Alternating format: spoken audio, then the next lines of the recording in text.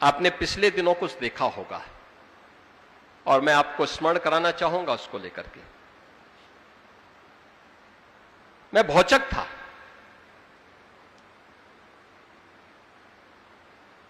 कुछ मौलवी ज्ञापन देने के लिए जगह जगह आ रहे थे, तो उसमें से एक, चाहे वह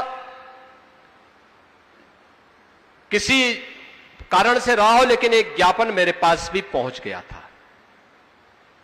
उसमें था कि गाय को राष्ट्रीय पशु घोषित किया जाए, क्योंकि बहुत सारी यात्राएं निकलने लग गई हैं।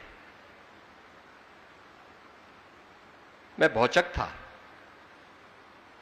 मैंने कहा भी पशु तो ये ज्ञापन देने वाला व्यक्ति है, उसकी बुद्धि पशुवत है।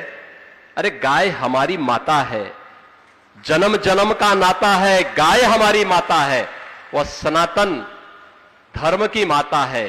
गाओ विश्वस्य मातरः, उसको भारत की धरोहर के रूप में हमें सजोना चाहिए।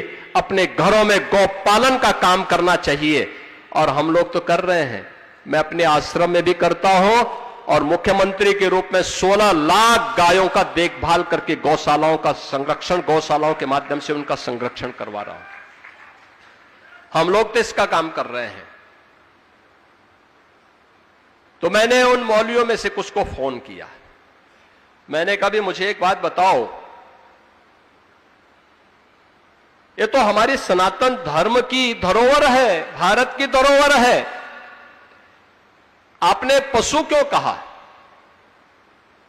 और यही पशु शब्द मैं तुम्हारे लिए उपयोग करूं, तुम्हें कैसा लगेगा? कहा साहब गलती हो गई। मैंने कहा ये गलती या शरारत?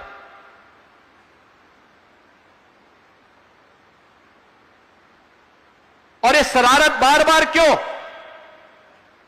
और ये तुम सिखाओगे? तुम सिखाओगे हम हिंदुओं को कि गौ माता की पूजा कैसे करनी है? अरे हमारा तो कोई संस्कार गौ माता के बगैर होता ही नहीं है। हमारे यहां हर हिंदू का संस्कार है कि पहला ग्रास गौ माता का होता है, और अंतिम श्वान का होता है। चींटी भी निकल जाए तो उसको झाड़ू से नहीं, चीनी और आटा डाल करके उसको भी, उसके सामने भी उसका हार अर्पित किया जाता है, क्योंकि उसका भी अधिकार है। तो मैंने कहा तुम सिखाओगे हमें इसके बारे में, कैसे होना है पूजा, और उसको हम किस रूप में पूजें?